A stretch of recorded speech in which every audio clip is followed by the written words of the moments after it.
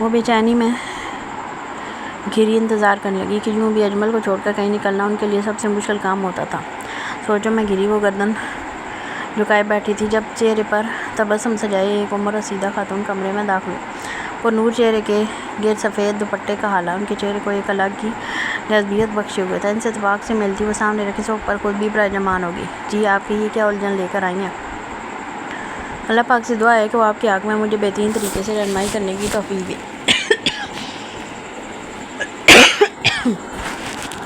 ان کا انداز اتنا محبت بھرا اور نرم تھا کہ گلجان کو اپنا یہاں آنا ایک دم ٹھیک فیصلہ لگا۔ انہیں امید تھی کہ اب وہ یہاں سے اپنا دماغ کی الجھن سلجھا کر ہی اٹھیں گی۔ کچھ ہی دیر میں دھیمے دھیمے انہوں نے اس دن گاڑی میں ہوا سارا واقعہ ان کی گوش گزار کر دیا۔ بزرگ خاتون نے اتنی دیر بنا کوئی لفظ بولے خاموشی سے انہیں سنتی گئیں۔ ان خاتون نے آپ سے جو کہا وہ ہر بار صحیح ہے۔ گلجان چپ ہوئی تو وہ گلہ کھنکاتے گویا ہوئے ہاتھ میں تھامی تسبیح اب انہوں نے اپنی گود میں رکھ دی تھی جس پر وہ کچھ دیر پہلے مسلسل کچھ پڑھ رہی تھی۔ ہم اللہ کی مخلوق کو اس کے برابر لا کر کھڑا نہیں کر سکتے جبکہ اللہ کہہ چکا ہے کہ جو مانگنا ہے مجھ سے مانگو۔ گلجان نے بے چینی سے پہلو بدلا۔ شاید وہ بھی ان کی اصل الجھن نہیں باندھ پائی تھی۔ آنٹی یہی تو میرا سوال ہے، ہم ان ولی اللہ سے کچھ تو نہیں مانگ رہے، یہ تو اللہ کے نیک بندے ہیں جن کی دعائیں اللہ سنتا ہے، پھر یہ کیوں کہا جا رہا ہے کہ ہم شرک کر رہے ہیں؟ انہوں نے ایک مرتبہ پھر اپنا سوال بدل کر دہرایا۔ خاتون نے مسکراتے ہوئے ہولے سے گردن سورہ الزمر کی آیت نمبر 3 میں آتا ہے، خبردار خالص فرما برداری اللہ کے لیے ہے، جنہوں نے اس کے سوا اور کارساز بنا لیے ہیں، ہم ان کی عبادت نہیں کرتے مگر اس کے لیے کہ وہ ہمیں اللہ سے قریب کر لیں۔ بے شک اللہ ان کے درمیان باتوں میں فیصلہ کرے گا جن میں وہ اختلاف کرتے تھے۔ آج کا مسلمان یہی کہتا ہے کہ ہم ولی اللہ کی عبادت نہیں کرتے مگر یہ کیونکہ اللہ کے قریب ہیں تو یہ ہمارے لیے سفارش کریں گے۔ تو ایک بار جان لو کفار مکہ نے جو بت بنا رکھے تھے وہ بھی ان کے نیک لوگوں کے ہی تھے اور ان کے حساب سے ان لوگوں کی روحیں ان بتوں کے آس پاس رہتی تھیں اور ان کے حساب سے چونکہ یہ اللہ کے قریب لوگ تھے تو یہ ان کی اللہ سے سفارش کر سکتے تھے۔ قریش کے غلط عقیدے کو ٹھیک کرنے کے لیے اللہ پاک نے سرکار دو جہاں حضرت محمد مصطفیٰ صلی اللہ علیہ وآلہ وسلم کو بھیج دیا، مگر ہمیں اب اپنا عقیدہ درست کرنے کے لیے قرآن پاک سے ہدایت لینی ہوگی۔ وہ سانس لینے کو رکی۔ گلجان پوری طرح ان کی جانب متوجہ تھی۔ دیکھو اللہ کے نیک بندے جو ابھی زندہ ہیں، ہم ان سے دعا کے لیے کہہ سکتے ہیں، اللہ کسی کے حق میں کسی کی دعا قبول کرے کوئی نہیں جانتا، مگر اس بات پر بھی یہ توکل ہونی چاہیے کہ دعا اللہ چاہے گا تو ہی قبول کرے گا۔ اور جو نیک لوگ ولی اللہ حتیٰ کہ رسول اللہ صلی اللہ علیہ وسلم اس دنیا سے پردہ فرما چکے ہیں وہ اب عالم برزخ میں اور اب وہ اللہ سے ہمارے لیے دعائیں نہیں کر سکتے۔ ہمارے یہاں تو خیر لوگوں نے ظلم کی انتہا کر دی ہے کہ جو ہستی توحید کا پیغام لے کر آئی تھی ہم نے ان کو ہی شرک کے لیے استعمال کرنا شروع کر دیا۔ آج کی نعتوں کا مفہوم سننا ہے، ہم اللہ پاک کو چھوڑ کر سیدھا نبی صلی اللہ علیہ وسلم سے مانگنے لگ جاتے ہیں، ان سے ہی بخشش کروانے لگ جاتے ہیں۔ ہاں شفاعت پر حق ہے، آپ صلی اللہ علیہ وسلم کو اللہ پاک شفاعت کا حق دیں گے، قرآن بھی شفاعت کرے گا، روزہ بھی شفاعت کرے گا، اللہ کے نیک بندے بھی شفاعت کریں گے، مگر جس کے لیے اللہ چاہے گا اس کے لیے اجازت دے گا۔ شفاعت کی بھی کنڈیشنز ہوں گی۔ گلجان اور نوز مخمصے کا شکار لگتی تھیں۔ ساری زندگی کے دماغ میں بٹھائی عقائد بدلنا آسان تو نہیں ہوتا۔ ایک بار حضور پاک صلی اللہ علیہ وآلہ وسلم نے اپنی صاحبزادی سے فرمایا کہ اللہ کا تقوی اختیار کرو، قیامت کے دن میں تمہاری کوئی مدد نہیں کر پاؤں گا۔ تو سوچو جب نبی پاک صلی اللہ علیہ وسلم اپنی صاحبزادی سے یہ فرما رہے ہیں تو ہم کس غلط فہمی کے بلبلے میں جی رہے ہیں۔ آئی برو اچکاتے وہ آنکھ نرمی سے مستفسر ہوئی تو گلجان لب کاٹ کر رہ گئی۔ خاتون نے دوبارہ بولنا شروع کیا۔ ایک اور حدیث مبارکہ کا مفہوم آتا ہے کہ روز قیامت آپ صلی اللہ علیہ وسلم اپنی امت کو پہچان کر حوض کوثر پر بلائیں گے تو فرشتے ان میں سے کچھ لوگوں کو روک دیں گے اور کہیں گے کہ اے اللہ کے نبی صلی اللہ علیہ وسلم آپ نہیں جانتے یہ وہ لوگ ہیں جنہوں نے آپ کے بعد دین میں نئی باتیں ایجاد کر لی تھیں اور یہی حقیقت ہے، ہم شفاعت باطلہ میں گم ہو گئے۔ کون سی بدعات ہم نہیں کرتے؟ 11ویں شریف کی فاتحہ کیا ہے؟ 11ویں شریف کیوں ہم نے اس تاریخ کی شرافت کا درجہ دے دیا؟ جب اللہ پاک نے ایسی کسی تاریخ کو اہمیت یا عبادت کا درجہ نہیں دیا تو ہم کون ہوتے ہیں اس کو شریف بنانے والے؟ اور افسوس تو یہ ہے کہ جن اللہ والوں کے نام پر ہم یہ کرتے ہیں وہ اپنی ذات میں خالص توحید پرست تھے، انہوں نے کبھی ایسی تعلیمات نہیں دی، مگر نہ جانے کیوں ہم ان سب میں مبتلا ہو گئے۔ عید میلاد النبی قرآن و سنت سے صرف 2 عیدیں ثابت ہیں، مگر ہم سوچتے ہیں کہ تیسری عید خود ساختہ عید منانے سے ہم بہت ثواب کا کام کر رہے ہیں۔ ہم جھوم کر گانوں کی دھن پر بنی نعتیں پڑھتے ہیں اور اس کو اللہ کے رسول صلی اللہ علیہ وسلم کی محبت کر دانتے ہیں۔ اسے عشق رسول صلی اللہ علیہ وسلم کہتے ہیں۔ عشق رسول صلی اللہ علیہ وسلم تو اتباع رسول صلی اللہ علیہ وسلم میں ہے اور میرے نبی صلی اللہ علیہ وآلہ وسلم اور ان کے صحابہ نے ایسا کچھ نہیں کیا تھا۔ اگر عید میلاد النبی کا کوئی تصور ہوتا ہے تو خلفائے راشدین اور صحابہ کرام رضی اللہ عنہ ان کو سب سے زیادہ جوش و خروش سے مناتے۔ جانتی ہو آپ صلی اللہ علیہ وسلم سے پہلے قریش بن نہ ہو کر کعبے کا طواف کرتے تھے اور دوران طواف سیٹیاں بجاتے، تالیاں پیٹتے تھے اور سیٹیاں بجاتے تھے۔ آپ صلی اللہ علیہ وسلم نے ان کا دین درست کیا اور ہمیں نبی پاک صلی اللہ علیہ وسلم کے لیے گانوں پر نعتیں بنا کر خوش ہوتے ہیں۔ اگر یہ سنت رسول صلی اللہ علیہ وسلم ہوتی تو سب سے پہلے صحابہ کرام رضی اللہ عنہ یہ کام کرتے۔ کیا کبھی سنا کہ کوئی صحابی عشق رسول صلی اللہ علیہ وسلم اتنا ناچا کہ اس کو حال آ گیا؟ وہ صحابہ کرام جو اپنے گھروں کا سامان لا کر آپ صلی اللہ علیہ وسلم کے قدموں میں رکھ دیا کرتے تھے، جن کی قتل کی سازش پر ان کے بستر پر سو کر اپنی جان کی پرواہ نہیں کرتے تھے۔ ان کی جیسی محبت کا اندازہ تو لگاؤ، اگر یہ صحیح طریقہ ہوتا تو کیا وہ اس سے پیچھے رہتے؟ ہرگز بھی نہیں۔ میں یہ نہیں کہہ رہی کہ نعتیں پڑھنا غلط ہے، لیکن ایک مخصوص دن جس کی اہمیت قرآن سنت سے ثابت نہیں، اس دن کو منانا یقیناً بدعت ہے۔ ہمیں نبی صلی اللہ علیہ وسلم سے محبت دکھانی ہے تو ہم درود شریف کی صورت میں آپ صلی اللہ علیہ وسلم کو ہدیہ پیش کر سکتے ہیں، جس سے ہمارے درجات بھی بلند ہوں گے۔ مگر ہم تو طرح طرح کے درود و پاک بھی ایجاد کر لیے کہ اس کو اتنی بار پڑھنے سے ہم سیدھے جنت میں چلے جائیں گے۔ درود پاک سب سے افضل وہی ہے جو ہم نماز میں پڑھتے ہیں۔ اگر ہماری گمراہی کا یہ حال ہے کہ ہم کہتے ہیں کہ یہ والی نفل فلاں والے جمعہ کو پڑھ لو، اگلے پچھلے سارے گناہ معاف ہو جائیں گے، کس حدیث سے یہ ثابت ہوتا ہے؟ کہیں سے نہیں ہوتا۔ یہ سب عقیدے کی گمراہی اور ایمان کی کمزوری ہے۔ ہم واپس دور جاہلیت کی طرف بڑھ رہے ہیں۔ قریش کی طرح ہم نے عبادت کو توڑ موڑ دیا، ہر چیز میں شارٹ کٹ ڈھونڈتے عبادات میں بھی شارٹ کٹ ڈھونڈتے ہیں کہ فلاں طاق رات کو فلاں نماز پڑھنے سے ہماری بخشش ہو جائے گی۔ کس دنیا میں رہ رہے ہیں ہم؟ اور آج آپ لوگوں کو یہ بات بتائیں، الٹا پر کفر کے فتوے لگا دیں گے۔ ایسے لوگوں سے پوچھیں کہ ان تمام احادیث کی سند مجھے لا کر دکھا دیں جس میں ان کاموں کا تذکرہ ہو، تو وہ خاموش ہو جائیں گے، کیونکہ وہ خود ان چیزوں کی حقیقت سے واقف نہیں ہے، بس دوسروں کو دیکھا دیکھی اندھادھند تقلید کر رہے ہیں۔ دین پر چلنے کا سب سے آسان طریقہ یہ ہے کہ جو عبادت کا طریقہ قرآن و سنت اور حدیث میں ملتا ہے وہ اپنا لیں، باقی سب چھوڑ دیں۔ اس میں ہم سب کی بھلائی ہے۔ دین ویسے ہی بہت آسان ہے، ہم نے اسے مشکل بنا دیا ہے۔ بولتے بولتے ان کا گلا خشک ہو گیا، پاس رکھے گلاس سے لوگ ان پانی پی رہے، انہوں نے گلا کھنکارا۔ بہت معذرت بیٹا، لیکن میری کلاس کا وقت ہو رہا ہے، مجھے جانا ہوگا۔ اگر اب بھی کوئی گرا ہو تمہارے دماغ میں اور یہاں آنا مشکل ہو تو مجھ سے فون پر بات کر سکتی ہو۔ اپنی کرسی چھوڑتی وہ کھڑی ہوئی تو گل جان بھی شکریہ ادا کرتی وہاں سے نکل گئی۔ ان کا دل بہت حد تک مطمئن ہو چکا تھا، دماغ پر چھائی کثافت جیسے دھل گئی تھی۔ وہ دل ہی دل میں اللہ پاک سے انجامنے میں کیے گئے شرک کی معافی مانگ رہی تھی، کیونکہ وہ جانتی تھی کہ اللہ پاک روز قیامت بڑے سے بڑا گناہ معاف کر دے گا، مگر شرک کی معافی نہیں ملے گی، کیونکہ شرک کی توحید کی ضد ہے۔ وہ توحید جس کا اقرار اعمال میں، ارواح میں عہد الست کے وقت کر چکے ہیں، بدل کر بھیس پھر آتے ہیں زمانے میں۔ گرچہ پیر ہے آدم جواں میں ہیں لات و منات، یہ ایک سجدہ ہے جسے تو گراں سمجھتا ہے، ہزار سجدوں سے دیتا ہے آدمی کو نجات۔ زمین سے ہزاروں فٹ بلندی پر ہوا کے زور کو چیرتا جہاز اپنی منزل مقصود کی جانب گامزن تھا۔ کھڑکی سے نظر آتے چھوٹے چھوٹے بادل کے ٹکڑے روئی کے گالوں کے مانند اڑتے پھر رہے تھے۔ جہاز کے اندر بھی ایک چہل پہل جاری تھی، چونکہ یہ علیہ صبح کا وقت تھا تو کچھ دیر پہلے ہی انہیں ناشتہ پیش کیا گیا تھا۔ مسافر اپنے ناشتے میں مشغول تھے تو کئی مائیں بچوں کو چپ کروانے میں ہلکان نظر آتی تھی۔ ان سب سے بے نیاز پریچ رحم کو یکسر نظر انداز کیے کتاب چہرے کے سامنے کیے بیٹھی تھی۔ رحم کو اچھے سے اندازہ تھا کہ وہ پڑھ نہیں رہی تھی، بس اسے نظر انداز کرنے کا ایک بہانہ تھا۔ وہ کتنی دفعہ اسے بات کرنے کی کوشش کر چکا تھا، لیکن ہر بار جواب ہوں ہاں سے آگے نہیں ملا تھا۔ ایک تو اس کا موڈ یوں بھی خراب تھا، دوسرا موبائل کھو جانے کا اعلیٰ کام تھا۔ رحم کا سارا غصہ وہ ہوٹل کے مینیجر پر اتار رہی تھی کہ ان کے کسی ملازم نے یہ حرکت کی ہے۔ رحم سارا وقت اسے ٹھنڈا کرنے کی کوشش کرتا رہا، لیکن پریچ الوی کا دماغ گھوم جائے تو وہ کسی کی نہیں سنتی۔ اب بھی وہ سخت خراب موڈ سے بیٹھی تھی اور اسی ناراضگی کا دورانیہ نہ جانے کتنا لمبا تھا۔ رحم کو یہ سوچ کر پریشانی ہو رہی تھی کہ بلاخر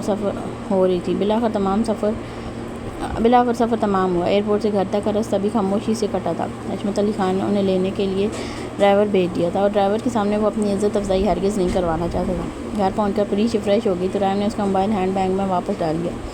اب تو یوں بھی کچھ ہی دیر میں اسے اصلیت کا پتہ لگ جانا تھا، لیکن وہ اب تک سوچ میں ڈوبا تھا کہ آخر شارق الوی اور محسن الوی تک رسائی کیسے اور کس کو ہوئی۔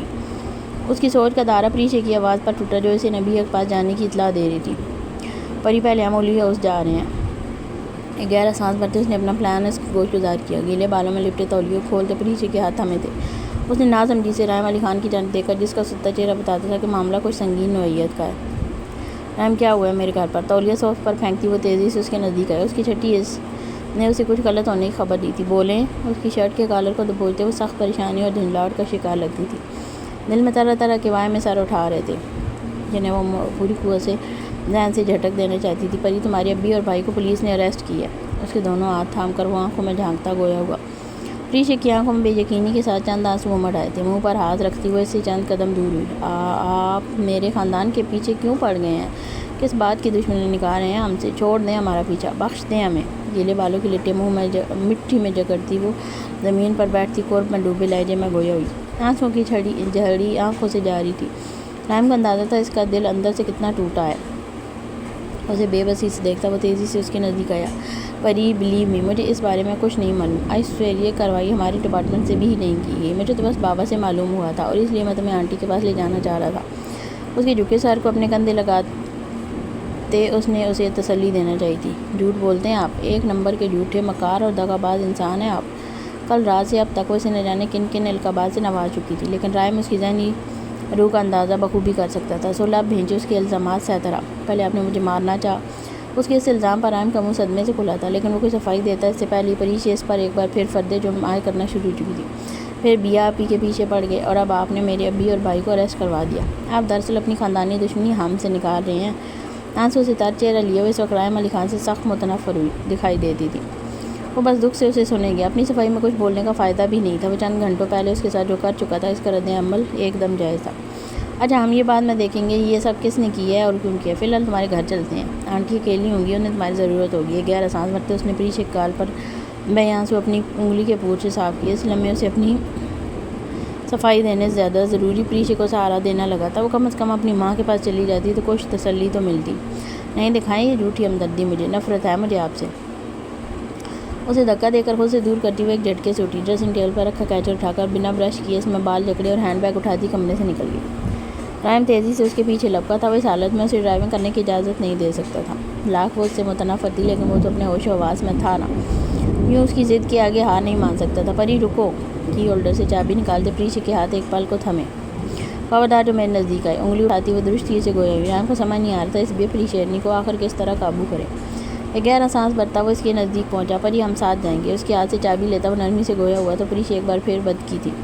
نہیں نہ میرا آپ سے کوئی رشتہ نہ آپ کا اس گھر سے. ابھی ٹھیک کہتے ہیں آپ لوگ بھی آپی سے بھی شادی صرف ہم کو نیچے دکھانے اور پھنسانے کے لیے کر رہے تھے.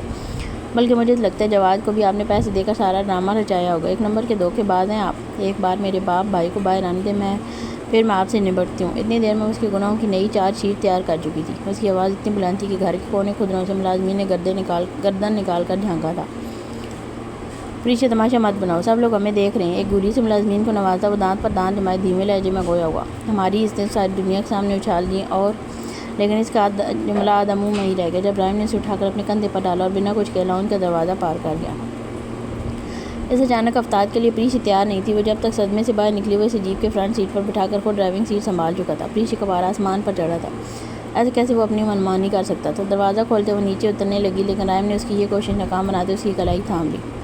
چھوڑیں مجھے. اس کے ہاتھ پر دوسرے ہاتھ کے ناخن سے دباؤ ڈالتا وہ دانت پیستی گرائی تھی. رحم نے آٹو لاک لگا کر اس کا ہاتھ چھوڑ دیا. وہ اس سے مزید کوئی بحث نہیں کرنا چاہتا تھا. انتہائی زہریلے آدمی آپ. اللہ آپ سے پوچھے گا. اپنی کلائی مسلتی وہ بے بسی سے گوئی ہوئی. پلکوں پر ٹھہرے آنسو رحم علی خان کا دل چیر گئے تھے لیکن اس وقت وہ انہیں چننے کا حق نہیں رکھتا تھا. خاموشی سے روڈ پر نظریں جمائے وہ اپنی توجہ ڈرائیونگ پر مرکوز کیے رہا. پریشے سارے رسے اسے سلواتے سناتی رہی جنہیں وہ کان لپیٹ کر سنے گیا. وہ اسے دل کا غبار نکالنے کا موقع دے رہا تھا کیونکہ جو کچھ اس کے ساتھ اتنی تھوڑی سی دیر میں ہوا تھا اس کا یوں بھڑکنا جائز تھا اور ایک بار اس کا دل ہلکا ہو جاتا تو کم از کم اس کی بات سننے پر راضی ہو جاتی. لمبی مسافت کے بعد آخرکار وہ لوگ الوی ہاؤس پہنچ گئے. رحم نے دروازہ ان لاک کیا تو وہ تیزی سے دروازہ کھولتی اتری. وہ تب تک وہاں کھڑا رہا جب تک وہ اندر نہیں چلی گئی. وہ چلی گئی تو اس نے ایک گہرا سانس بھرتے اپنی انگلیوں پر دیکھا جہاں اس کے نوچنے کے تازہ خروج صاف دکھائی دے رہی تھی. بس نام کی بری ہے، کرتوت تو سارے چڑیلوں والے ہیں. ہاتھ جھٹکتا وہ جھرجھری لے کر آ گیا. آج اس کا وہ روپ دیکھ چکا تھا اب تو اسے اپنے مستقبل سے بھی خوف آنے لگا تھا ورنہ اتنے دن میں وہ ایک سیدھی سادی سی لڑکی لگتی تھی. چلیں نبی ابھی بھی اب آپ سے بھی نمٹتے ہیں. مستقبل پر فاتحہ پڑھتے ہوئے خیالوں میں نبیہ سے ہم کلام ہوا۔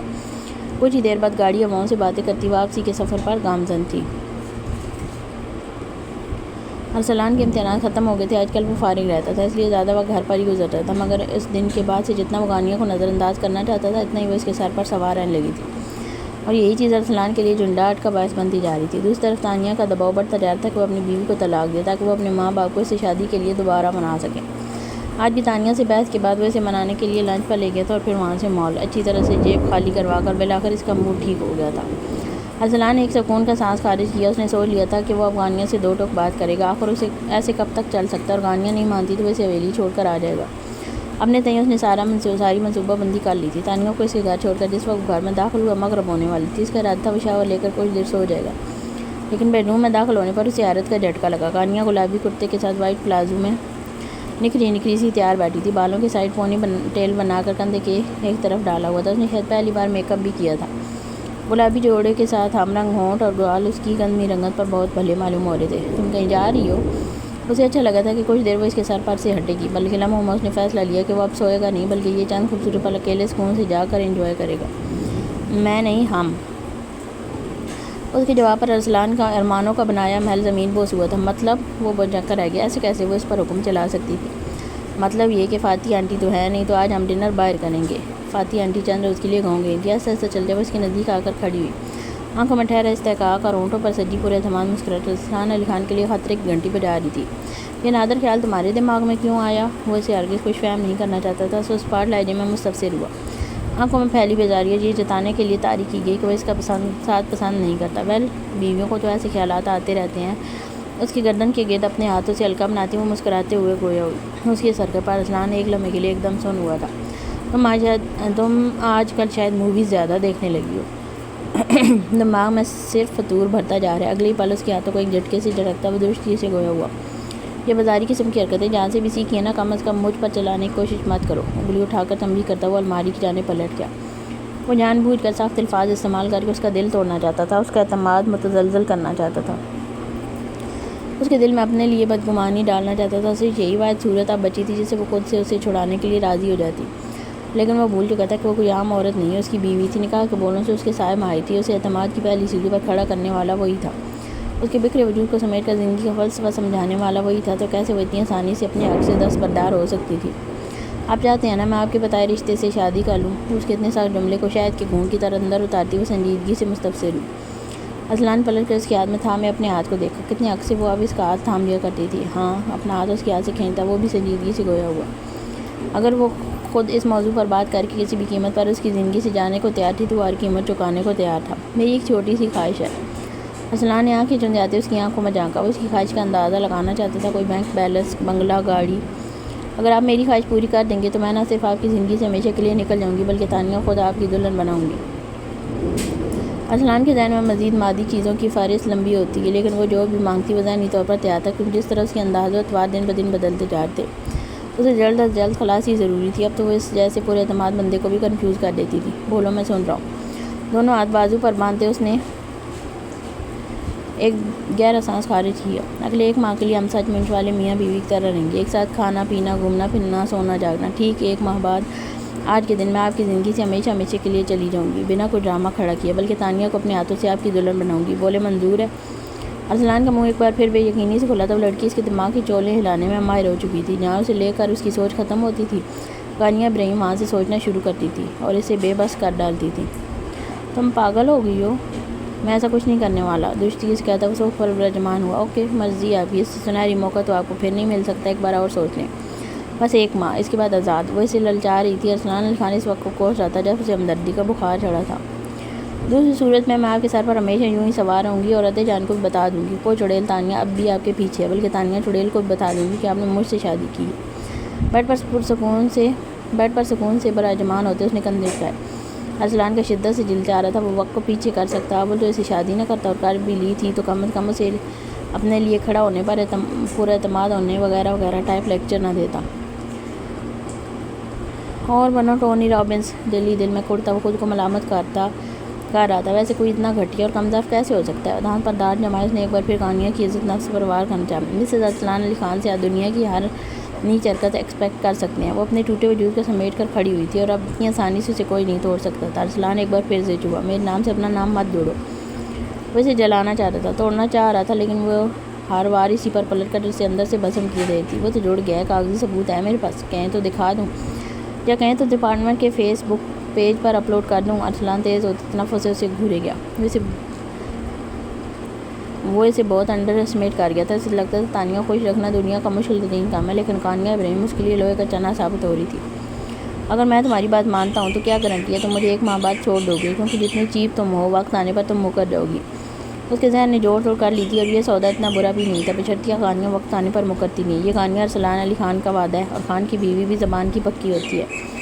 استحقاق سے اپنا رشتہ جتاتی وہ اس کی آنکھوں ماں کے گاڑی گویا ہوئی۔ ٹھیک ہے، مجھے منظور ہے۔ ایک بوجھل سانس خارج کرتے اس نے ایک جوا کھیلنے کی ٹھانی۔ اوکے، تو ہمارا ٹائم شروع ہوتا ہے اب۔ آج آپ مجھے ڈنر پر لے کر جائیں گے، اس کے بعد مجھے آئس کریم کھلائیں گے، پھر ہم میرے لیے کچھ نائٹ ڈریسز خریدیں گے۔ ڈریسنگ ٹیبل کے آگے کھڑے ہو کر اپنی پونی پر برش پھیرتے ہوئے اس کی آنکھ سے مخاطب ہوئی۔ تمہاری اتنی گھٹیا حرکتیں میں کبھی نہیں بھولوں گا۔ وہ مٹھی بھیجتا صوفہ چھوڑ کر کھڑا ہوا۔ میں بھی تو یہی چاہتی ہوں، جب آپ اپنے 3 عدد بچوں کے ساتھ میرے گھر آلو کے پراٹھے کھانے ہیں تو میں ان کو بتاؤں کہ کیسے ہم لوگ ساتھ آئس کریم کھانے جاتے تھے، کیسے تمہارے بارے میں میری رائے ایک دم غلط تھی۔ اس کی بات بیچ سے کاٹتا وہ تعصب سے سر لا کر واش روم کی جانب بڑھ گیا۔ ایک ساتھ وہ دو عورتوں کے اشارے پر ناچ رہا تھا، ایک کو دن میں منایا تھا تو دوسری اب زبردستی گلے پڑ گئی تھی۔ اس کا جھنجھلانا فطری بات تھی۔ ارسلان، آئی لو یو۔ مجھے اپنے شوہر کو ایک غیر نامحرم عورت کے جنگل سے نکالنا، اور اس کے لیے مجھے جو بھی کرنا پڑے گا میں کروں گی۔ فاتحہ آنٹی ٹھیک کہتی ہیں، مجھے اپنا حق لینے کے لیے خود میدان میں آنا ہوگا، ورنہ تانیہ جیسی لڑکیاں ہمارے اشانوں پر اپنی سلطنت جما لیا کرتی ہیں۔ واش روم کے بند دروازے کو دیکھتے وہ افسردگی سے گویا ہوئی۔ آنکھ میں چند موٹی مڈے تھے، دوپٹہ اٹھا کر انہیں آنکھ تک لے جاتے خوبصورت سے ایک منظر ذہن کے پردے پر لہرایا۔ مسکرا کر گردن جھٹکتے اس نے دوپٹے کا پلو چھوڑا اور ٹیشو باکس سے ایک ٹیشو نکال کر آنکھیں تھپتھپائیں۔ ارسلان کے نکلنے سے پہلے اسے خوش باش دکھنا تھا۔ رحم نبیہ کے لاؤنج میں بہت نکا کھڑا تھا۔ سامنے میز پر نبیہ کا سروس کارڈ رکھا تھا اور وہ لبوں پر پھیلی مسکراہٹ کو ہونٹوں پر بند مٹھی کر چھپائے اس کے چہرے کو اتار چڑھاؤ سے محظوظ ہو رہی تھی۔ چند لمحوں بعد جب وہ تھوڑا سا آواز سما آیا، جھٹ سے اسے سلوٹ کیا۔ آپ اس وقت پری کی بہن کے گھر کھڑے ہیں، اس لیے یہ پروٹوکول چھوڑ دیں۔ اس وقت میں صرف نبیہ فاطمہ ہوں۔ صوفے کی جانب اشارہ کرتے ہوئے مسکراتے ہوئے گویا ہوئی۔ چائے پئیں گے؟ تو نو تھینکس، گڑبڑاتے ہوئے وہ منع کر گیا۔ اس کے تو آواز ہی اب تک معطل تھے، پہلے پریشی اور اب نبیہ۔ الوی خاندان نے آج اسے صحیح جھٹکے دیے تھے۔ میں چائے لاتی ہوں، آپ تب تک یہ بھول جائیں گے کہ میں اور آپ پروفیشنلی کن عہدوں پر ہیں۔ بس یہ یاد رکھیں کہ پری ہمارا مشترکہ حوالہ ہے۔ اس کی حالت کا نبیہ کو بخوبی اندازہ تھا، وہ اس کے منع کرنے کے باوجود کچن کی جانب بڑھ گئی۔ رحم نے خجالت سے سر پر ہاتھ پھیرتے ایک بوجھل سانس خارج کی۔ پریشی بی بی نے نبیہ کا نام لے کر اسے اچھا پھنسایا تھا، وہ تو بہت اچھا ہوا وہ نبیہ سے اکیلے ہی باز پس کرنے آ گیا، کیونکہ وہ اس کی گرفتاری کے پلان سے لیڈی پولیس بھی ساتھ لایا ہوتا تو کتنی سبکی ہوتی۔ اس سوچ کر ہی جھرجھری آئی تھی۔ تبھی نبیہ ٹرے میں 2 کپ سجائے لاؤنج میں داخل ہوئی، درمیان میں رکھی میز پر ٹرے دھرتی وہ خود بھی سامنے صوفے پر براجمان ہوئی۔ اس وقت گھر پر اکیلی ہی تھی۔ گل بار بانو بھی ہانم کی دلجوئی کے باعث الوی ہوش جا چکی تھی، لیکن اس کی ہمت وہاں کسی کا سامنا کرنے کی نہیں تھی۔ اس نے فرض نبھایا تھا، لیکن وہ جانتی تھی وہ وہاں موجود ہر کسی کی نظروں میں اس کے لیے ملامت ہی ہوگی۔ تو شروع کریں۔ چائے کا کپ اس کی جانب بڑھاتے ہوئے مسکرائی تو رحم صوفے پر سیدھا ہوتا متن گوش ہوا۔ ان دنوں میرا ٹرانسفر سٹی ڈی ڈپارٹمنٹ میں ہوا تھا۔ ماموں پر NDS کے ساتھ ملوث ہونے کا خدشہ ڈپارٹمنٹ کو کافی وقت سے تھا۔ یہ اطلاع میرے لیے شاکنگ تھی، مگر رشتوں سے اوپر فرض ہوتا ہے، اور کسی نے مجھ سے کہا تھا کہ ملک و قوم کی خدمت اسی عزم سے کرنا جس عزم سے اس میں داخل ہوئی ہو۔ کہتے کہتے ایک دھندلا سا منظر یادداشت کے پردے پر لہرایا تھا۔ وہ شخص ہی تو اس کا سہارا تھا، جو دنیا میں نہ ہوتے ہوئے بھی اس کے لیے ہر وقت مشعل راہ بنا رہتا تھا۔ اسے ایک بار پھر سوچ کر آنکھوں کے گوشے ایک دم ہی بھیگے تھے۔ پلکوں کو جھپک کر آنسو اندر اتارتے ہوئے ایک گہرا سانس لے کر دوبارہ شروع ہوئی۔ میں ان دنوں اسی کیس پر کام کر رہی تھی جب ایک دن بابا کے ایک دوست مجھ سے ملنے میرے گھر آئے۔ انہوں نے مجھے ایک USB دی اور کہا کہ بابا نے اپنے قتل سے 1 رات پہلے انہیں دی تھی، اور کہا تھا کہ اس کو کسی ذمہ دار افسر تک پہنچا دیں، مگر وہ یہ نہیں کر سکے۔ آپ کے بابا کا مرڈر ہوا تھا۔ رحم اس کے بابا کو جانتا تھا، اور وہ یہ جانا کہ ان کی موت طبعی نہیں تھی اس کے لیے بہت بڑا دھچکا تھا۔ لب بھیجتے اس نے گردن حامی میں ہلائی۔ رحم بھی لب بھیج کر رہ گیا۔ اس کے پیچھے بھی ماموں کا ہاتھ تھا۔ یہ بات مجھے بعد میں پتہ لگی، ورنہ ہم بھی ساری زندگی سی غلط فہمی رہتے کہ بابا کی نیچرل ڈیتھ ہوئی تھی۔ نبیہ نے گہرا سانس لے کر بات مکمل کی۔ چند لمحے خاموشی کی نظر ہوئے، شاید ایک بار پھر بابا کی موت کی تکلیف دے دن یاد آئے تھے۔ خیر، بابا کے مرڈر کے بعد انکل کافی عرصے کے لیے روپوش ہو گئے۔ وہ جان گئے تھے کہ بابا کو ہارٹ اٹیک آیا نہیں تھا، بلکہ زبردستی دواؤں کے ذریعے حرکت قلب بند کی گئی تھی۔ ان کا یہ جاننا ان کی جان کے لیے مشکل بن گیا، اور ایک دن انہیں پتہ لگا کہ وہ کینسر جیسے موذی مرض کا شکار ہو گئے۔ وہ مرنے سے پہلے بابا کی امانت کسی محفوظ ہاتھوں میں دینا چاہتے تھے، اور یوں ایک دن انہیں کہیں سے میرا پتہ مل گیا۔ میں ان سے دنوں اپنے ہسبینڈ کے گھر پر ہی رہائش پذیر تھی۔ وہ یہ نہیں جانتے تھے کہ میں ایک آفیسر ہوں۔ بلکہ یہ بات کوئی نہیں جانتا تھا، حتیٰ کہ میرے خاندان والے بھی، کیونکہ میرے آفیسر بننے کی خبر کے ساتھ ہی میں اس ثانیے سے گزری جس نے میری زندگی ہلا کر رکھ دی تھی۔ یوں مجھے کسی سے اپنی خوشی شیئر کرنے کا موقع نہیں ملا اور بعد میں ضرورت محسوس نہیں ہوئی۔ رحم کو لگا اس کی آواز بھیگ رہی تھی۔ کچھ دیر وہ گردن جھکائے لب کاٹتی رہی، پھر ایک گہرا سانس خارج کرتی دوبارہ شروع ہوئی۔ انکل مجھے USB دے گئے کہ یا تو میں اسے کسی محفوظ ہاتھوں میں دے دوں یا پھر اسے ضائع کر دوں اور جتنی جلدی ہو سکے یہ جگہ چھوڑ دوں، ورنہ بابا کے دشمن مجھے بھی نہیں چھوڑیں گے۔ ان کے جانے کے بعد میں نے جب اسے دیکھا تو صحیح معنوں میں مجھے پسینہ آ گیا۔ اس میں ماموں کے تمام غیر قانونی کاموں کی فہرست اور ان کے ساتھ کام کرنے والوں کے نام اور بھی بہت کچھ شامل تھا۔ شاید بابا نے یہ سب انفارمیشن ان کے بیچ رہتے ہوئے جمع کی تھی، مگر ماموں لوگوں کو اس بات کی خبر ہو گئی تھی، اس لیے انہوں نے شفاقانہ طریقے سے بابا کا قتل کر دیا۔ نبیہ نے ایک نم سانس اندر کھینچی۔ رحم سنجیدگی سے اس کے چہرے پر نظریں جمائے بیٹھا رہا۔ اس کیس کو اب ہم نے الگ طرح ہینڈل کرنا تھا، کیونکہ اس میں کچھ ایسے مشن تھے جن کے ماسٹر مائنڈ کو جاننا بہت ضروری تھا، اور ماموں پر ہاتھ ڈالنے کی صورت میں ہم یہ نہیں کر سکتے تھے۔ میں نے وہ USB اپنے ڈپارٹمنٹ میں دے دی اور IG صاحب کے مشورے سے ہم نے اس کا ڈیٹا کاپی کرنے کے بعد اسے میرے ذریعے ماموں تک پہنچا دیا۔ میں نے ان سے کہا کہ مجھے یہ USB ایک نقاب پوش بندہ دے کر گیا ہے جو کہہ رہا تھا کہ وہ آپ کا ویل وشر ہے، ساتھ ہی یہ کہ میری زندگی کو بھی خطرہ ہے۔ ماموں اس USB کو پا کر بہت خوش ہوئے اور مجھے ایک بیوقوف کم عقل سی لڑکی سمجھے جس نے ان کے خلاف اتنے اہم ثبوت کو ان کے حوالے کر دیا۔ یوں وہ کبھی ایک اس طرف سوچ ہی نہیں سکے کہ جس مورے کو ناکارہ سمجھ رہے تھے وہی ایک دن ان کی بساط الٹ دے گا۔ پھیکی سی ہنسی ہنستے اس نے گردن جھٹکی تو رائم بھی ایک گہرا سانس بھر کر رہ گیا۔ اس نے بھی کبھی سوچا تھا ایک معصوم سی نظر آنے والی لڑکی اس کھیل کی ماسٹر مائنڈ ہوگی اور اسے اتنا بڑا دھچکا دے گی کہ اب تک وہ شوق کے زیر اثر تھا۔ خیر اس سارے معاملے کے بعد وہ شفقت دکھاتے مجھے اور امی کو اپنے ساتھ لے گئے۔ ہمیں انہوں نے اپنے گھر رکھنے کے بجائے شہر والے گھر میں منتقل کر دیا۔ پریشا بھی ان دنوں پڑھائی کے سلسلے میں ہاسٹل میں رہتی تھی، لیکن ہمارے آ جانے سے ماموں نے اسے بھی گھر موو ہونے کا کہہ دیا۔ یوں میری اور پریشا کی بہت اچھی دوستی ہو گئی۔ چونکہ میں بحیثیت انڈر کور آفیسر کام کر رہی تھی، اس لیے میری شناخت سب سے چھپی رہی۔ ان لوگوں کے حساب سے میں اپنا چھوٹا سا بزنس سنبھالتی تھی، جبکہ اپنے اصل کام کے لیے میں اسی گھر کے زیر زمین تہہ خانے کو استعمال کر رہی تھی۔ پریشا ایک سیدھی سادی اور خود میں مگن رہنے والی لڑکی تھی، اس لیے وہ میری سرگرمیوں سے بالکل ناواقف رہی۔ ویسے بھی میں زیادہ تر کام رات کے اندھیرے میں کرتی تھی، مگر اس سب میں آپ کو چور بننے کی ضرورت تھی۔ نبیہ سانس لینے کو رکی تو رائم نے چائے کا کپ میز پر رکھتے نہ سمجھی سے اس کی جانب دیکھا۔ اس کی چائے ختم ہو گئی تھی، جبکہ نبیہ نے اب تک اپنی چائے چھوئی بھی نہیں تھی۔ دراصل ہمیں معلوم ہوا تھا کہ اختر شاہ رخ ماموں کا رائٹ ہینڈ تھا، ہر کام میں پھرتیلا، کسی کے ہاتھ نہ آنے والا۔ ماموں کو توڑنے کے لیے اسے توڑنا ضروری تھا۔ اس کا تمام بایو ڈیٹا اس USB میں موجود تھا، جس سے اسے ٹریس کرنے میں ہمیں آسانی ہوگی۔ اس دہشت گردی کے ایک کیس میں پھنسا کر ہم نے اسے اس کے گھر سے منہ اندھیرے گرفتار کر لیا اور اگلے دن ریمانڈ لینے کے لیے عدالت پیشی کے دوران اس کے انکاؤنٹر میں مرنے کی خبر اڑا دی۔ اختر کی موت ان کے لیے ایک بہت بڑا دھچکا تھی، وہ بھی جب ایک بہت اہم مشن نزدیک آنے والا تھا جس کی تیاری میں ان کی سالوں کی محنت لگی تھی۔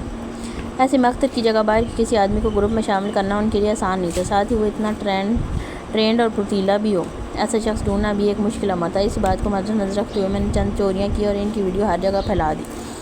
ہر زبان پر اسی چور کا نام تھا جو اتنی صفائی سے کام کرتا تھا اور پولیس کے ہاتھ نہیں آ رہا تھا۔ سب سے بڑھ کر اس کا مقصد ایڈونچر سے پیسہ کمانا لگ رہا تھا، جو پولیس کو اتنے دھڑلے سے چیلنج دیتا پھر رہا تھا۔ پھر میں نے ہی ایک فیملی ڈنر کے دوران ماموں کو چور کی ویڈیو دکھائی۔ انداز بس ایسا تھا جیسے میں اس کے طریقہ کار سے بہت محظوظ ہو رہی ہوں، مگر اس کے بعد بھی انہوں نے اسے ڈھونڈنے کی کوشش نہیں کی۔ شاید ان کا دماغ اس نہج پر نہیں سوچ رہا تھا جیسے کہ ہم چاہتے تھے۔ اب ہمیں ایسا کھل کر انہیں چور کی جانب مائل کرنا تھا۔ اور یوں پریشا کی منگنی کے دن جب سب لوگ باہر فنکشن میں گئے تھے، میں سر درد کے بہانے اندر گئی اور ان کے سیف سے ایک فائل غائب کر دی جو ایک دن پہلے ہی ان کا وکیل دے کر گیا تھا، جس میں ان کے آف شور کمپنی کے ڈاکومنٹس تھے اور جہاں ان کے کالے دھن سے سرمایہ کاری کی گئی تھی۔ اسے چھپانے کے بعد میں نے باہر آ کر واویلا کیا کہ اندر ایک چور آیا تھا جو مجھے بے ہوش کر کے چلا گیا۔ ماموں کو ذہن فوراً اس فائل کی جانب گیا اور جب انہوں نے سیف چیک کیا تو وہ فائل غائب تھی۔ گھر کے کیمرے میں ایک روز پہلے ہی خراب کروا چکی تھی۔ پریشا کی منگنی کا انتظام سنبھالنے والوں میں ہمارا ایک آدمی موجود تھا جس نے بآسانی یہ کام کر دیا۔ یوں وہ اس چور کو ٹریس کرنے میں ناکام رہے۔ دوسری جانب وہ جانتے تھے کہ الیکشن قریب ہے اور اگر ایسے میں وہ فائل منظر عام پر آ گئی تو نہ صرف وہ اہل ہوں گے بلکہ سزا بھی ہوگی۔ اس فائل کا حصول ان کے لیے بہت ضروری تھا۔ ان کا شک شجاعت علی خان پر تھا جو ان کو نیچے دکھانے کے لیے ایسا کر سکتا تھا۔ میں بھی ایسا ہی چاہتی تھی، اس لیے اگلے دن میں نے ماموں کو پھر ایک چٹ دی کہ وہ نقاب کو یہ نمبر دے کر گیا کہ یہ اس چور کا نمبر ہے اور فائل شجاعت علی خان کے گھر میں موجود ہے۔ آپ چور کو اگر یہ فائل لانے کے لیے کنونس کر لیں تو وہ ضرور آپ تک یہ فائل کامیابی سے پہنچا دے گا۔ ویسے تو وہ کسی کے لیے کام نہیں کرتا، وہ آزاد رہنا پسند کرتا ہے۔ یہ سن کر ماموں تو کچھ تذبذب کا شکار تھے، مگر محسن بھائی فوراً میں آ گئے۔ انہوں نے اسی رات چور کو یعنی مجھے کال کی اور تھوڑا پس و پیش کے بعد میں فائل لا کر دینے کے لیے راضی ہو گئی جو میرے پاس ہی رکھی تھی۔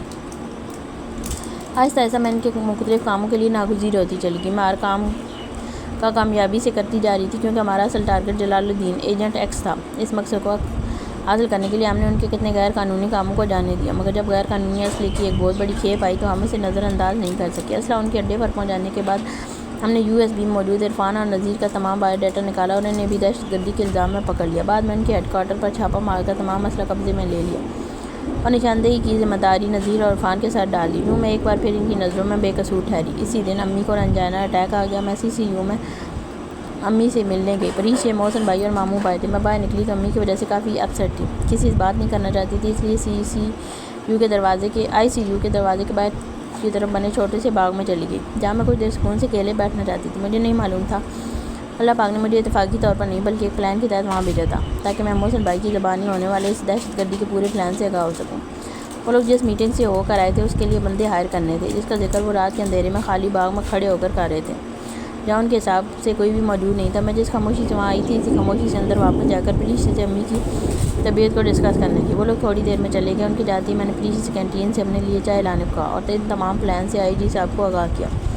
اس کے فوراً بعد پولیس ہیڈ کوارٹرز پر غیر محسوس انداز میں سیکیورٹی بڑھا دی گئی اور آنے جانے والے پر کڑی نظر رکھی جانے لگی۔ ٹھیک 2 دن بعد جس وقت مشتبہ افراد ہیڈ کوارٹر کے پاس نظر آئے، انہیں فوراً دھر لیا گیا، اور کیونکہ UB کو اس معاملے کی خبر بھی نہیں تھی، اس لیے اس بار پھر میں صاف بات گئی، بلکہ آپ تو شارق ماموں کو بھی بھروسہ ہو گیا کہ میرا حساب میں کوئی ہاتھ نہیں ہے، بلکہ مجھ سے کروائے جانے والے کام تکمیل تک پہنچ جاتے ہیں۔ شاید قدرت میرے ذریعے گناہگاروں کو کیف کردار تک پہنچانا چاہتی تھی، اس لیے اس دن امی کو اچانک انجانا اٹیک آیا۔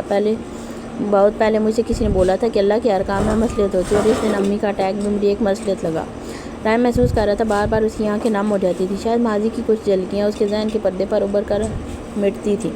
یہ آپ کے ہاتھ پر کیا ہوا؟ اچانک ہی نبی ایک نظر اس کے ہاتھ پر گئی، جہاں تازہ خروج کا نشان ایک دم واضح تھا۔ زور سے نوچنے کے بعد ہلکی خون کی کھرونٹ بھی اس میں جمی محسوس ہوتی تھی۔ وہ ابھی یہاں آتے ہوئے بلی نے پنجہ مار دیا، اس نے خجل ہوتے ہوئے بات بنائی۔ نبی کے چہرے پر تفکر کے آثار آئے تھے۔ ٹیٹنس لگوائیں۔ وہ فکر مندی سے مستفسر ہوئی ہوتی صوفہ چھوڑ کر اٹھ کھڑی۔ رائم ایک دم ہی بکھرایا تھا، وہ کیسے انجیکشن لگانے جا رہی تھی، عجیب قسم کا خاندان تھا کوئی، اب پری کے نوچنے پر وہ ٹیٹنس لگوا لیتا۔ آپ کدھر جا رہی ہیں؟ نبی نے لاؤنج میں رکھے ڈیوائڈر سے فرسٹ ایڈ باکس نکالتے ہوئے اسے مسکرا کر دیکھا۔ اس کی کلینزنگ کر لیں، انفیکشن ہو سکتا ہے۔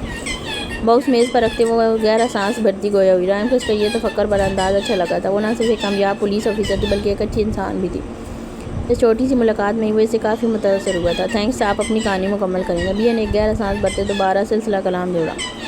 خیر، کچھ دن بعد محسن بھائی کی میرے پاس کال آئی کہ مجھے امپوریم مال سے ایک پارسل ریسیو کرنا ہے۔ یہ اس دن کی بات ہے جس دن پریشے اور آپ کی شادی ہوئی تھی اور پریشے مجھ سے ملنا چاہتی تھی۔ محسن بھائی سے بات کے بعد میں نے پریشے کو مال بلوا لیا۔ میرا ارادہ یہ تھا کہ پریشے سے ملاقات کے بعد میں وہ پارسل ریسیو کر لوں گی، لیکن نہ جانے پریشے کو وہاں اپنی کون سی دوست نظر آ گئی جس سے ملنے کے لیے وہ میز چھوڑ کر چلی گئی۔ اسی لمحے مجھے پارسل موصول ہونے کا سگنل مل گیا۔ دراصل جینٹس واش روم کے ڈسٹ بن میں وہ پارسل تھا۔ میرا وہاں جانا خطرناک ہو سکتا تھا، بہت ممکن تھا وہ لوگ مجھ پر نظر رکھے ہوں، اس لیے IG صاحب نے 2 قابل بھروسہ لوگ، جن میں سے ایک اور شامل تھی، وہ وہاں کلیننگ سٹاف میں بھجوا دیا۔ آدمی نے وہ پارسل وہاں سے نکال کر لیڈی کلینر کو دیا اور اس نے مجھے۔ واش روم میں عورتوں کا اتنا رش تھا کہ اگر وہ لوگ نظر رکھے بھی تھے تو ٹریس کرنا آسان نہیں تھا، اور یوں فوراً اسے پارسل ریسیو کر کے میں واپس اپنی جگہ پر آ کر بیٹھ گئی۔ پریشے سے ملنے کے بعد میں سیدھی اپنے ڈپارٹمنٹ گئی۔ دراصل پارسل میں ایک فلیش ڈرائیو تھی جو انکرپٹڈ تھی۔ ہمارے پاس وقت بہت کم تھا۔ رات سے پہلے ہمیں ہر حال میں اسے ڈی کرپٹ کرنا تھا۔ الحمدللہ ہمارے پاس بہت قابل ٹیم ہے جو یہ کام کر سکتی تھی، مگر اس میں کچھ وقت لگتا، اور ان کے مطلوبہ وقت پر انہیں وہ ڈرائیو نہ پہنچانے کا مطلب اپنے اوپر شک ڈلوانا تھا، مگر شاید اللہ کی خاص مدد ہمارے ساتھ تھی۔ رات مجھے محسن بھائی کی کال آ گئی کہ موسم خرابی بس کافی راستے بند کیے جا چکے ہیں اور رش کے باعث حادثات سے بچنے کے لیے پولیس چیک پوسٹ پر تعینات ہے، تو میں ان کی ہدایت سے پہلے اسلام آباد کے لیے نہ نکلوں۔ اس طرح ہمیں وقت مل گیا اور ہم نے اس ڈرائیو کو ڈی کرپٹ کر لیا، اور اس میں کراچی ایئر بیس فیصل کی HD امیجز موجود تھی، جو ظاہر ہے کسی اندر کے بندے کے ذریعے حاصل کی گئی تھیں۔ ان کا ٹارگٹ اس ایئر بیس پر اٹیک کرنا تھا، جو ایک انتہائی گھنونی سازش تھی۔ ہم نے کچھ آلٹریشن کے بعد وہ فلیش ڈرائیو واپس اسی طرح پیک کر دی، اور اگلے دن میں نے اسے اسلام آباد موجود ان کے ایک آدمی کو پہنچا دیا۔ اس ڈرائیو کے کیس کے اندر ہی ہم نے GPS ٹریکر انسٹال کر دیا تھا، جس سے بآسانی ہمیں ان کے آفس کا آئیڈیا ہو گیا تھا۔ اگلی رات جس وقت آفس خالی تھا، ہمارے ہی ایک آدمی نے وہاں خود ساختہ شارٹ سرکٹ کے ذریعے آگ لگا کر وہاں موجود تمام ڈیٹا ضائع کر دیا۔ اس واقعے کے چند ہفتوں بعد جلال الدین کی پاکستان موجودگی کی خبریں آنے لگیں۔ اس بار وہ خود تمام کام کرنا چاہتا تھا، اور اس مقصد کے لیے اس نے ٹیم کے تمام اہم ممبران کو میٹنگ کے لیے جمع کیا تھا۔ ماموں وہ ڈیٹا اس میٹنگ میں دوبارہ اسے دینے والے تھے۔ جو شارٹ سرکٹ میں جل گیا تھا، اور بس یہی وہ دن تھا جس کا ہمیں انتظار تھا، مگر مجھے معلوم تھا یہ میٹنگ کہاں رکھی جائے گی، کیونکہ میرا کیمپ جس ہوٹل میں ہونا تھا وہاں سے ان کی بھیجی گاڑی مجھے پک کرنے آنے والی تھی۔ اور اس میں سب سے بڑا مسئلہ یہ بھی تھا کہ اگر وہ لوگ مجھ پر نظر رکھے تھے تو ان کے حساب سے وہاں کسی آدمی کو موجود ہونا چاہیے تھا۔ آئی جی صاحب نے اس بار بھی اس آدمی کو وہاں بھیجا جو اسلام آباد آفس میں آگ لگانے میں ملوث تھا۔ میں بھی وہاں موجود تھی، مگر ایک ویٹر کے ذریعے وزٹر کی طرح دوسرے کمرے میں رہ رہی تھی۔ اگلے دن ہونے والی میٹنگ کے لیے ہم اپنا چہرہ چھپا کر وہاں سے نکلی۔ میرے بوٹس میں ایک عدد ٹریکر فکس تھا، اس کی مدد سے ڈپارٹمنٹ کے لوگ مجھے فالو کرتے وہاں پہنچے۔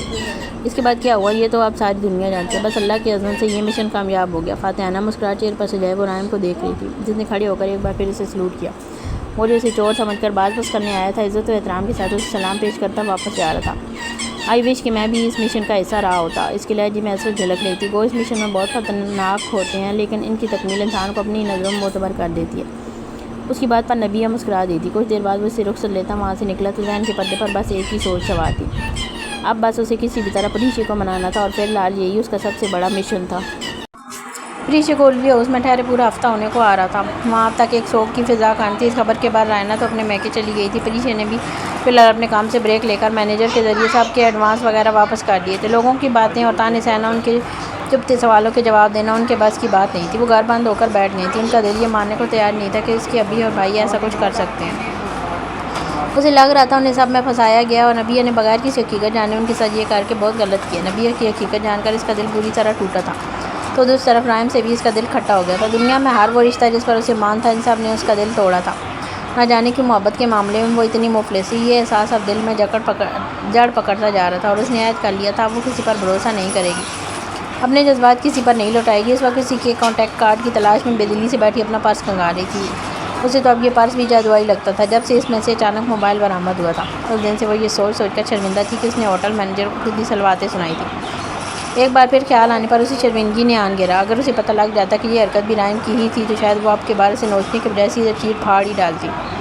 پرس خالی ہو چکا تھا، لیکن اس کا مطلوبہ کارڈ اسے نہیں ملا تھا۔ کارڈ آرگنائزر بھی وہ 2-3 بار چیک کر چکی تھی۔ کیا مصیبت، ہر چیز ہی مجھ سے ناراض چل رہی ہے۔ بڑبڑاتے ہوئے اس نے صوفے پر پڑے سامان کو ایک بار پھر الٹا پلٹا، اور تبھی وہ اسٹکی نوٹ اس کے ہاتھ لگا۔ ڈائننگ ہال میں آ جانا، لنچ پر تمہارا انتظار کر رہا ہوں۔ یہ شادی کے پہلے دن لکھا ہوا رائم کا نوٹ تھا، جسے اس نے تہہ لگا کر بیگ میں ڈال دیا تھا۔ ایک اداسی مسکراہٹ نے ہونٹوں کا احاطہ کیا تھا۔ کاش آپ ایک اچھی افیسر ہونے کے بجائے اچھے شوہر بننے کی کوشش کرتے، مجھ پر شک کرنے کے بجائے مجھے اپنے اعتماد میں لیتے، مجھ پر بھروسہ کرتے۔ دل میں ایک بار پھر بہت زور سے کچھ چبھا تھا۔ اس کا دل رائم سے بہت خراب تھا۔ کاغذ کو بے دلی سے تہہ لگاتے اس نے واپس بیگ کی اندرونی جیب میں ڈالا۔ ہر چیز سے دل جیسے اور چاٹ ہو گیا تھا۔ بیگ میں سامان بھرتی وہ ایک بار پھر رائم کے ساتھ بتائے دن سوچنے لگی، جب انم دروازہ کھولتی اندر داخل ہوئی۔ پری پھوپھو آج واپس جا رہی ہیں، ان سے مل لو۔ دروازے سے گردن نکال کر اسے پیغام دیتی وہ واپس پلٹ گئی۔ ایک گہرا سانس بھرتے اس نے بیگ کی زپ لگائی اور خود بھی ان کے پیچھے ہی باہر نکل آئی، لیکن باہر آ کر اسے دھچکا لگا جب سامنے رکھے صوفے پر اسے نبیہ بیٹھی نظر آئی۔ معصوم سی دکھنے والی ایک عام لڑکی، لیکن اس کا چہرہ بس ایک دھوکہ تھا۔ پریشے کے دل میں ایک ٹیس اٹھی تھی۔ اس وقت اس کے دل میں نبیہ کے لیے ارمن فی جذبہ پنپ رہا تھا۔ وہ بنا ملے واپس پلٹنے والی تھی جب نبیہ کی آواز عقب سے سنائی دی۔ ناراض ہو پری؟ اس کی وہ معصوم سے اپنائیت بھری آواز پریشے کو اس کی ناک پر بھر کر غصہ آیا۔ وہ سارا وقت جسے اپنا مخلص، اپنا دوست، اپنا غم گسار سمجھتی تھی، اس نے اس کی پیٹھ میں چھرا گھونپا تھا۔ جن لوگوں نے اسے سہارا دیا تھا ان کی جڑیں کھوکھلی کرتی رہی تھی۔ ایس پی صاحبہ، آپ تو فرسٹ شناز آفیسر ہیں، آپ کو تو تمغات ملیں گے، پروموشن ہوگی، باقی دوسروں کے احساسات اور جذبات کی فکر آپ کیوں کرنے لگی؟ غصے سے بھری وہ پلٹ کر دشتی سے گویا، آنکھوں سے شرارے پھوٹ رہے تھے، جذبات کی شدت سے آواز پھٹ رہی تھی۔ اس کا دل بہت زخمی تھا، اور دل زخمی ہو تو زبان تلخ ہو ہی جایا کرتی ہے۔ نبیہ چند منٹ خاموشی سے اسے دیکھتی رہی، جس کی آنکھوں میں اس کے لیے تنفر کے سوا کچھ نہ تھا۔ میری جگہ آ کر دیکھو پری، تو اندازہ ہوگا میرے لیے یہ سب کتنا مشکل تھا۔ وہ بولی تو اس کے لہجے میں پریشے کے لیے آج بھی وہی نرمی تھی۔ وہ اسے اپنے بابا کے قاتل کی بیٹی نہیں سمجھتی تھی، بلکہ اپنی چھوٹی بہن سمجھتی تھی، جس کی خوشیوں کے لیے وہ ہمہ وقت دعا گو رہتی تھی۔ جانتی ہو بابا کے قاتلوں کو پورا وقت اپنے سامنے دیکھنا اور ان سے محبت سے پیش آنا کتنا کٹھن تھا، جبکہ میں نے تو اپنے بابا کا بدلہ بھی نہیں لیا، میں تو بس ملک کے غداروں کو پکڑوانے میں مدد دی ہے۔ پری، اس سے زیادہ کون احسان والا ہوگا جو جانتا ہوگا باپ کھونے کا دکھ کیا ہوتا ہے؟ میں نے یہ سب جھیلا ہے پری، بے قصور باپ کی موت جھیلی ہے میں نے، ہو سکے تو مجھے معاف کر دینا، مگر میرا فرض ہر رشتے سے اوپر ہے۔ کہہ کر وہ رکی نہیں تھی۔ گل بار بانو کا ہاتھ تھامتی لو جبور کر گئی۔ پیچھے کھڑی پریشے کسی بت کی مانند ساکت آنکھوں سے خارجی دروازے کو تکتی رہی، جہاں سے کچھ دیر پہلے نبیہ نکلی تھی۔ اس کے الفاظ پریشے کے ارد گرد ایک شور پپا کیے ہوئے تھے۔ اس کے باپ اور بھائی قاتل بھی تھے، نہ جانے مزید کیا کیا سننا رہ گیا تھا۔ ایک آنکھ سے ٹوٹ کر گال پر پھسلا تھا۔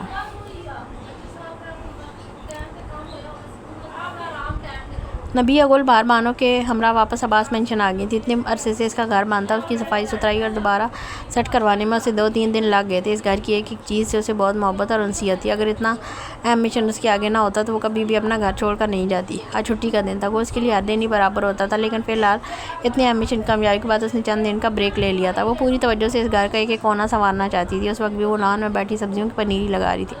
مالی صبح سویرے ہی پودوں کی کاٹ چھانٹ کاٹ کے جا چکا تھا، تندہی سے اپنے کام مگن۔ وہ ارد گرد کے ماحول سے ایک دم بے نیاز تھی۔ ایپرن اور گلوز پہنے ہاتھ میں مٹی میں لت لیتے، کچھ مٹی چہرے پر بھی لگ چکی تھی جو چہرے پر بار بار جھولتی لیٹ کو ہٹانے کے باعث لگ گئی تھی۔ کام مکمل ہوا تو وہ مسکراتے ہوئے جگہ چھوڑ کر کھڑی ہوئی۔ وہ ایک بار پھر اس گھر کے کونے کونے کو ویسے ہی آباد کر رہی تھی جیسے وہ احسن کے زمانے میں کرتی تھی۔ لان میں پڑے پائپ کو کھول کر وہ ہاتھ دھونے جا رہی تھی جب اس کی دنیا ایک دم تھم گئی۔ آس پاس کی تمام آوازیں آنا بند ہو گئیں، بس ایک آواز تھی جو کانوں میں گونج رہی تھی، پارٹنر۔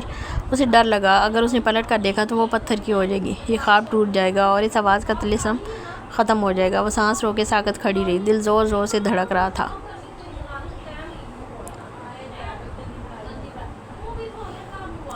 اور آنکھیں پانیوں سے بننا شروع ہو گئی تھی۔ چند لمحوں بعد اس کے کندھے کو ایک آشنا لمس نے چھوا۔ اس نے مضبوطی سے آنکھیں میچی، یہ خواب ہی تھا، اسے ٹوٹنے نہیں دینا چاہتی تھی۔ وہ مخصوص خوشبو سے اپنے اثار میں لینے لگی اور پھر اسے اپنی کمر کے گرد ایک مضبوط اثار کا احساس ہوا۔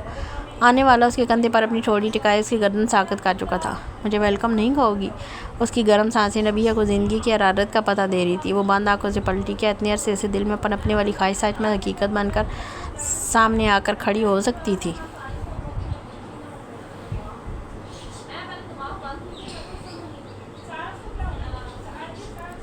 احسن، لرزتی ہوئی آواز اس کی حلق سے نکلی۔ اس نے آہستگی سے ڈرتے ڈرتے اپنی آنکھیں کھولی تو اس کا خواب حقیقت بن کر اس کے سامنے مجسم کھڑا تھا۔ آنکھ میں ٹھہرا پانی تیزی سے بہنا شروع ہو گیا۔